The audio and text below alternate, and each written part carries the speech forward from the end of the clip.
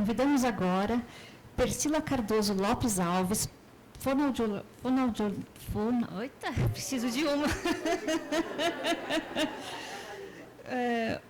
Para fazer a palestra Fonoaudiologia, atuação fonoaudióloga na ELA, um apelo por inclusão e dignidade. Obrigada.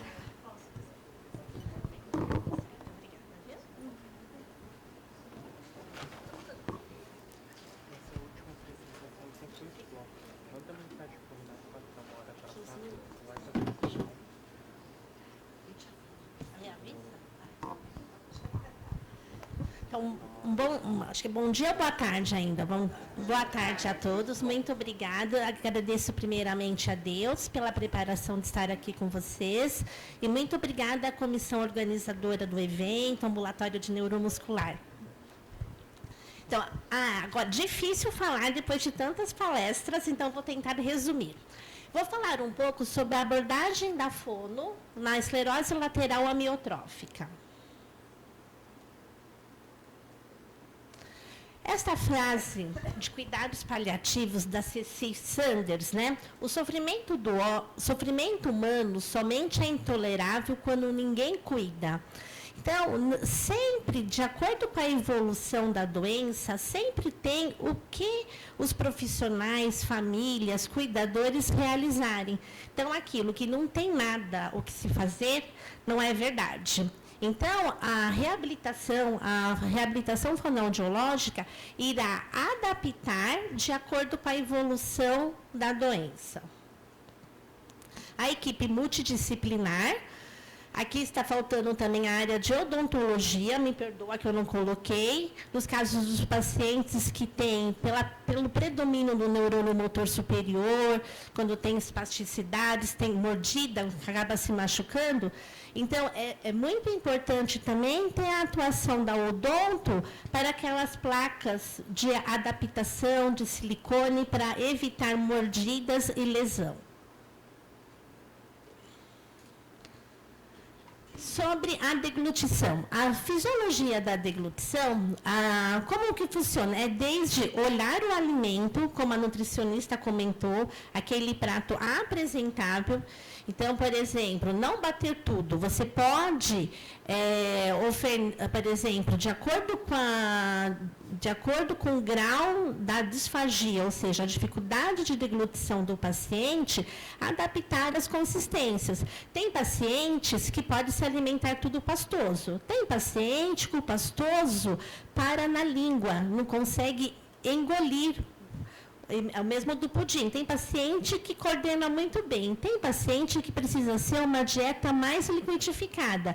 Então, eu posso preparar, por exemplo, uma feijoada na consistência pastosa, uma feijoada na consistência liquidificada ou uma feijoada ou no formato normal sólido. Então, é de acordo com o grau da função da deglutição. Aqui está mostrando, né, o alimento, então são as fases da deglutição, essa é a fase preparatória oral, o alimento de um lado e do outro, a fase oral que precisa ter força de ejeção de língua e por isso a avaliação de acordo com cada consistência. Quando entra aqui, na via, aqui são as pregas vocais, é quando o paciente broncoaspira. O que é penetração laríngea? O paciente deglutiu, penetração laríngea é acima das pregas vocais. Broncoaspiração é após. O paciente, quando tosse, ele pode ter só penetrado e a tosse limpa ou não, ou pode ter aspirado. Só é possível confirmar se penetrou ou aspirou com exames de imagem, que seria a videoendoscopia da deglutição ou o videodeglutograma. Mas na parte clínica, a parte clínica também é fundamental. O paciente dá, antes mesmo da necessidade, quando tem indicação de realizar exame objetivo, pela parte clínica já é possível você ter uma análise de como está essa dinâmica da deglutição.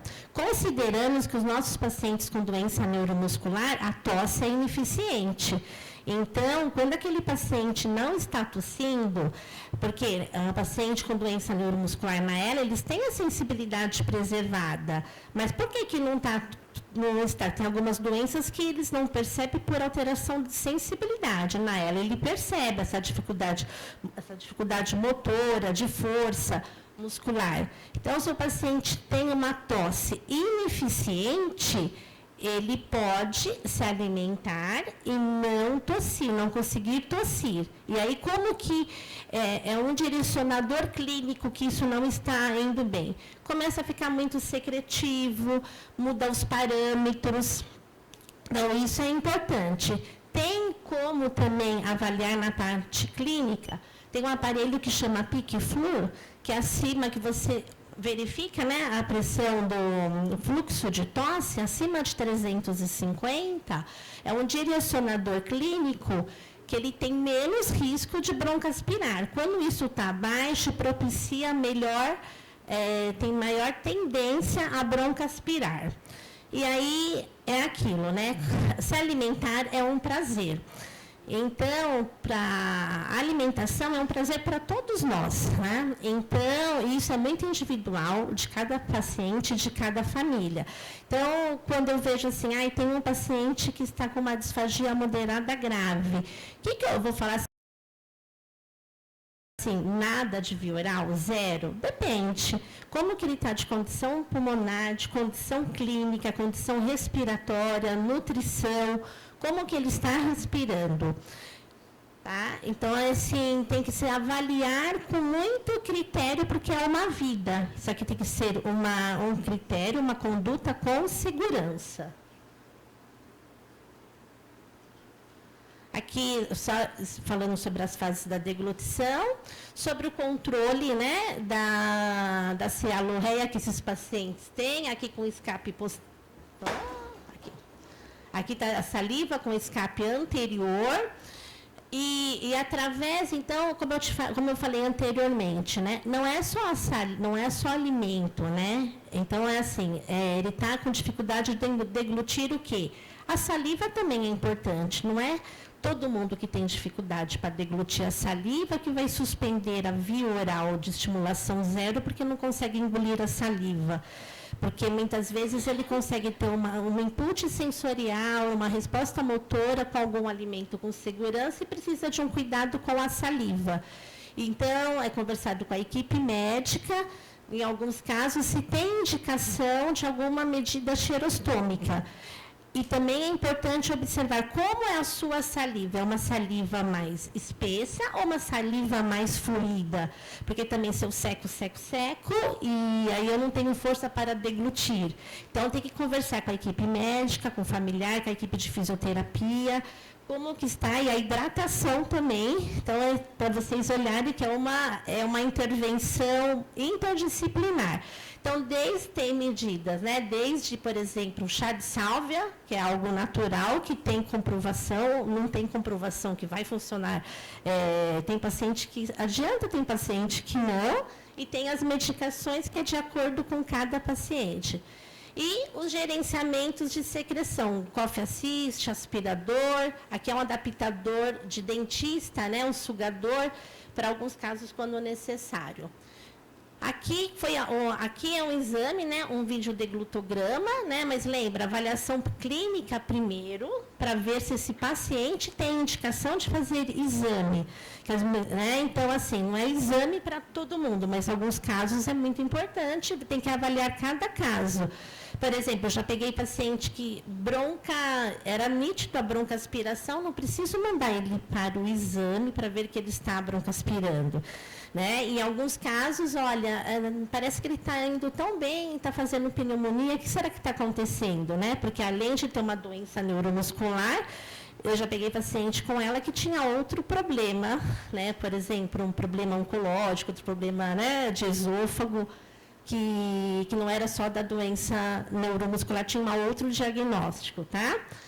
E por isso que tem que avaliar cada caso e estar discutindo com a equipe. Então, aqui são as pregas vocais, ó, aqui tem a estase, aqui é uma sonda, então estase de alimento. Com o que fica mais estase? Com qual consistência? E o que eu faço para limpar? Com manobras de deglutição, avaliando. E muitos pacientes têm benefício antes de se alimentar, limpar, às vezes é só saliva, limpar essa secreção.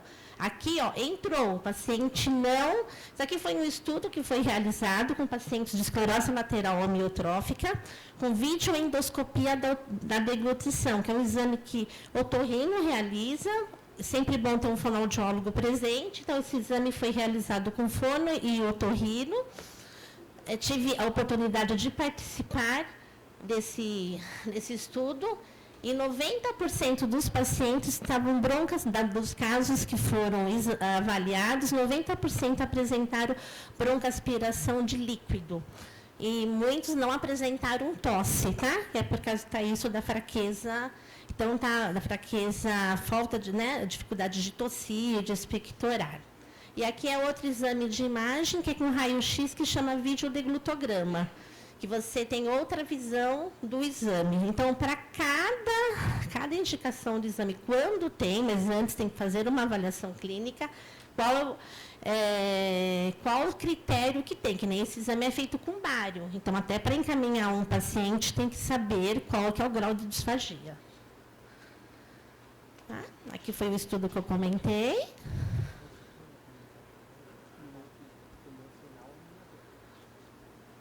Né? Pensei... Então, o paciente ele pode ser disfático para uma consistência e para outra não. Tá? Aqui via alternativa de alimentação, né? A nutricionista já comentou. Então, quanto que eu penso em via de alternativa de alimentação? Na doença neuromuscular, nós sempre orientamos com o trabalho de toda a equipe, né, para preservar a energia, aspectos nutricional, ou quando eu indico a gastrostomia, que é o mais indicado, de uma forma mais precoce. Quando ele está com uma disfagia moderada, quando ele está perdendo peso de 10% a 5% nos últimos 3 meses, já é um direcionador. Antes se falava em 10%, agora 5%. E quando também essa CVF, a capacidade vital forçada, está tendo um declínio. Antes os estudos falavam de 50% indicação, mas hoje mais precoce, entre 60%. O paciente ainda está comendo e aí você indica a gastro para ele não perder o tempo da gastrostomia.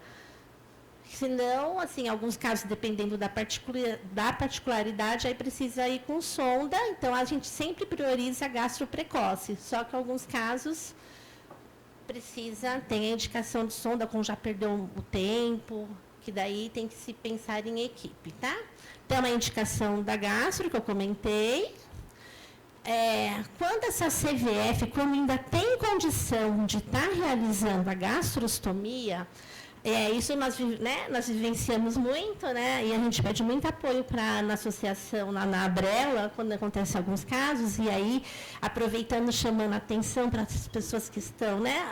Os organizadores que estão nos serviços públicos, quando o paciente precisa de gastrostomia e a capacidade vital forçada está baixa, né, está, por exemplo, com 45, 40, e ele já tem desconforto no ficar deitado e precisa fazer a gastrostomia, né, e a indicação é por endoscopia, esse paciente precisa ventilar durante o procedimento, por exemplo, usando uma máscara nasal, para durante o procedimento que o médico realiza a endoscopia para fazer a gastrostomia, o paciente continua ventilando. Mas que para isso acontecer, se ele está no ambiente hospitalar, tem que conversar com a equipe do hospital, porque tanto no privado como no público, as pessoas não sabem dessa particularidade. Então, tem que estar conversando, né, essa particularidade. Pacientes que estão em atendimento de programa de saúde da família em casa. Esse paciente vai fazer uma gastrostomia. Como que está essa CVF? Precisa de ventilação não invasiva, de BIPAP? Então, precisa providenciar a máscara nasal, porque nem todos os pacientes têm a máscara nasal. A gente tem dificuldade, uma sugestão é que todos os setores, né, responsáveis pelo Programa da Saúde da Família, onde faz acompanhamento, tivesse máscara para nesses, como, por exemplo, o hospital chama para estar realizando. Aonde eu vou conseguir uma máscara? Nem sempre o hospital tem. Tá? Isso para quê? Para não se ter um desfecho, né? Ruim, assim, durante o exame ou pós-exame da parte respiratória. Então, é uma forma de realizar com segurança.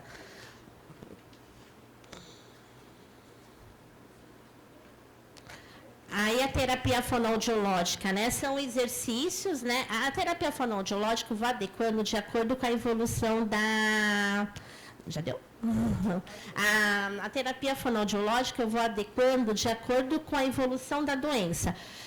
Quando o paciente responde, fala, eu vou realizar exercícios de mobilidade, amplitude, usar a voz, a fala, a articulação, que são os mesmos músculos, mas em funções diferentes para a deglutição. E sempre obedecendo, né? Assim como a equipe também falou, a equipe de físio, né? Alternando os grupos musculares. E explicando para o paciente, por exemplo, se eu falo zi, eu estou trabalhando, por exemplo, com a mobilidade das pregas vocais, que é importante quando eu vou deglutir, né? E para tossir, as minhas pregas vocais precisam se aproximar. Então, agora, aquele paciente que não responde nada, que está anártrico, eu não vou colocar, eu vejo isso, assim, a nossa experiência lá no ambulatório, muitos pacientes, quando chegam com uma anartria, que está com ausência de falo, que está com dieta exclusiva, eles são excluídos da terapia. O paciente que não responde, ele consegue ser reabilitado. Aí é a intervenção do profissional, o profissional que vai tocar nos lábios, na língua, na laringe dele, para ele dar função de deglutição.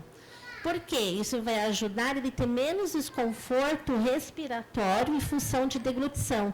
Então, uma atenção maior aos pacientes também que não respondem, que já não responde a comando verbal pela parte motora. Tá? Então, são esses aspectos da reabilitação, musculatura orofacial, mímica, voz, fala, deglutição e respiração. Tudo isso ajuda também na deglutição. Técnicas de empilhamento com ambu na fono nós também realizamos, né, dando sentido com voz, fala e deglutição. Então, tem uma expansão pulmonar e fala, uma expansão pulmonar e tosse. O Coffee Assist, BiPAP.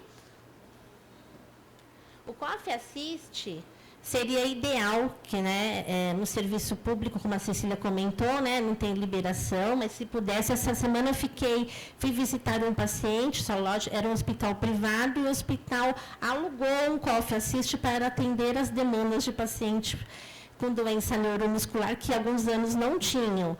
Né? E o ideal seria que todos os pacientes do SUS tivessem, porque engasgar com saliva, com alimento, dá um desconforto para todos nós temos tosse, vamos pensar nos pacientes. Né? É possível fazer a diferença, né? Pensando que é uma vida, gerenciando a secreção, menos pneumonia, menos internação. Isso acontece, gerenciando a secreção. Lógico que não é o Coffee Assist que vai retardar a traqueostomia, que vai evitar a traqueostomia. Mas um paciente que é bem gerenciado da deglutição broncaspira, isso pode até retardar a traqueostomia. Aí das máscaras, né? Aí eu vou falar um pouco da minha experiência com máscara oro-nasal, tá? Eu particularmente gosto de testar a máscara oro-nasal quando o paciente, o que é difícil colocar máscara nasal quando ele está numa fase mais avançada. Então, quando ele não está numa uma fase mais inicial, você vai colocando a máscara como exercício, porque tem um momento que ele só vai conseguir se alimentar mesmo que seja com gastro e via alternativa, se ele, por exemplo, com uma máscara nasal, porque daí ele consegue deglutir e respirar. Tem para evitar desconforto respiratório, mas isso se tem um treinamento. E para fazer os exercícios também, e aí a indicação das outras máscaras também vai de acordo com a conduta da físio, tudo, ou fazendo exercício. Pacientes traqueostomizados, tá? Uma atenção também maior, que paciente traqueostomizado tem indicação de fonoterapia também. Uma sugestão que eu vou colocar, aproveitando que, né, que nós temos várias pessoas, o paciente que tem tráqueo, na alta hospitalar, quando ele faz, precisa verificar qual a cânula mais indicada. Isso já foi possível, já, assim, num serviço público, eu já tive a oportunidade de participar essa aqui é uma cânula de traqueostomia, que ela é com cuff, que precisa, porque ele depende do ventilador.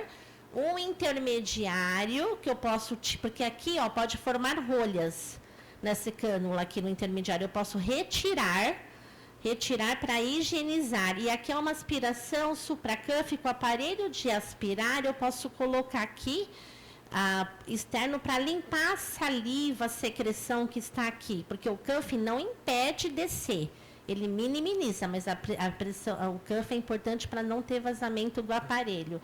Então, isso daqui, se tem várias marcas, é possível ter isso no serviço público, numa alta hospitalar, para evitar que tenha rolhas, que o paciente venha a ter intercorrências, porque vão aderir, né, vai começando a ter aderência.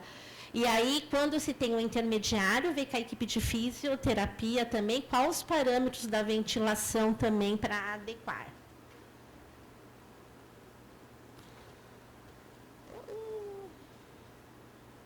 Aqui é fazendo aspiração supracuff no paciente que tem traqueostomia. Tá? Isso. Válvula de fala é uma particularidade na atuação fonoaudiológica, chama válvula de fala, mas não é porque chama válvula de fala que o paciente vai voltar a falar anormal, então tem que tomar muito cuidado. Eu posso usar a válvula de fala para gerenciamento da deglutição, da saliva e para fazer exercícios, mas quando ele está com uma disartria, uma alteração da fala avançada, né, é possível também realizar para exercícios de deglutição. Por exemplo, uma sonorização laríngea, entendeu? Usando glote, pensando em deglutição. Só que quando o paciente vai para traqueostomia, quando ele vai para a traqueostomia, a válvula de fala é na ventilação mecânica, quando ele foi para tráqueo no momento certo, adequado. Então, é ligada à ventilação mecânica junto com o trabalho da fisioterapeuta dos parâmetros e modo respiratório. Não é todo paciente que tem benefício e não é o que o paciente vai ficar o dia inteiro, tá? É uma particularidade.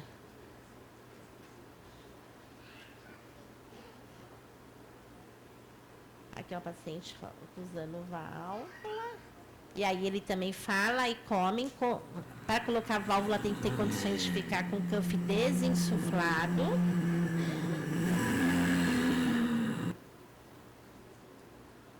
Aqui o Coffee Assist, né, também fazendo para paciente que tem tráqueo, para limpar a secreção.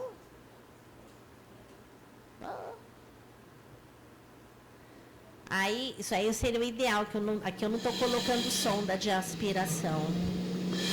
Esse paciente aqui, ele autorizou a mostrar, ele tem 14 anos de diagnóstico. 14 anos de diagnóstico, tem gastro. Não é, esse paciente nós não usamos nem sonda, sai no Coffee, mas em alguns casos precisa. O Coffee Assist e sonda.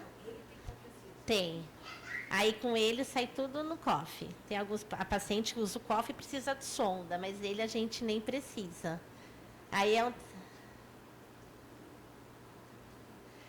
assim, é um paciente que tem 14 anos de diagnóstico, 8 anos com traqueostomia, ele come, tem gastro e ele come na terapia, ele come por via oral, no caso dele, a consistência dele, se for pastoso ou pudim, ele não consegue deglutir, tem que ser um liquidificado. Aí é um arroz de Braga que a esposa preparou. É. Não, mas ele é capaz de fechar. Não, ele não fecha mais, ele Tem papila, ele consegue. ele utiliza a língua, a parte de trás da língua para deglutir. E todos os pacientes. Você acha que tem um pouco de prazer? Este paciente ele come pelo menos uma vez por semana. Uma caixinha de água de coco, uma porção inteira dessa do sopa. Sim, vê. Cappuccino, tudo assim. Daí tem que ser tudo nessa consistência. E aí tá natural, né? A esposa fez espessado natural. Aí. Mas ele não pode ser líquido ralo, tá? E aí, assim, quando ele tem vontade de tomar alguma bebida, quando o médico dele autoriza, a gente também oferta. Quando ele quer vinho, alguma coisa, o médico autoriza. Na verdade, assim, toda semana tem uma bebida que ele gosta. Então, porque... E toda semana, então, assim, é um paciente que tem tráqueo. Então, assim, esses pacientes, quando eles chegam no lugar, ele geralmente é excluído a terapia, né? E aí precisa de toda essa assistência para tá realizando. Agora, assim, um chamado muito, assim, que é importante. Os profissionais que atendem, a fonoaudiólogo que atende, não pode dar a comida e ir embora. Depois que dar a dieta, tem o que fazer para limpar. Fica estase na faringe? Fica, não vou falar que não fica. Né? Então, a gente faz higienização oral, ele tem condições de desinsuflar o cuff, faz o cough assist, faz uma higiene brônquica, faz a fono com todos esses cuidados. Depois, geralmente, tem a fisioterapeuta que também acompanha. Tá? Então, aqui é outro paciente que não pode engolir sólido, mas estava com vontade de comer carne. Então, a gustação. Tá? Aqui, ó, esse paciente anterior que eu passei, ele passou por todas as casas. Aqui é um BIPAP com adaptador bucal. Aí depois ele passou com as máscaras, né? Nasal, oronasal, até chegar na tráqueo. Então, antes de traqueostomizar, tem toda uma discussão do que está fazendo. E não é porque ele tem ela que já vai fazendo a tráqueo, ou porque vai fazer a gastro, faz o kit gastro e tráqueo. Depende muito de como está o paciente. Por isso é importante... a parte de comunicação, né? Ninguém fica sem se comunicar, tá? Então, comunicar é expressão, através de... Você pode se comunicar com programas que nem TOB, tudo, ou se não uma prancha, um celular, tem métodos, né? Tem programas gratuitos. Aqui, só para mostrar, ontem eu falei para uma paciente que eu venho aqui. E aí eu falava assim, nossa, eu preciso colocar um logotipo, né, daqui da comissão organizadora. Ela, com o olhar, tirou para mim. Uma paciente de ela com 35 anos. Aí ela me mandou no meu celular, está aqui o logotipo. Tá? Então, sempre pensando, né, um olhar diferenciado. Então, sempre, né, um olhar diferenciado com todos, né? Transporte, como a Cecília já falou, e sempre assim, a gente pensa num transporte para ir em consultas, tudo, né? Eu fico pensando nos pacientes, por que não um transporte para um lazer, que seria ideal? Tive alguns pacientes que falaram, o meu sonho era ver o mar. E aqui, aqui foi ela autorizou falar, a doutora Inês, é uma médica, né, psiquiatra. Ela também tem doença do neurônio motor, aí ela compôs junto com o fisioterapeuta dela, essa música Aqui Dentro Sou Eu. Então tá no YouTube, muito lindo. Olha o olhar, né? E é isso, né? Dentro desse olhar tem uma vida. Então, assim, recebe carinho, recebe amor, recebe um toque. Então, minha gratidão aos meus anos, né, com os pacientes de ela. Eu sou muito grata por vocês. Muito obrigada, vocês que estão representando. E eu só tenho que agradecer pela oportunidade. Eu aprendo muito com vocês. Obrigada.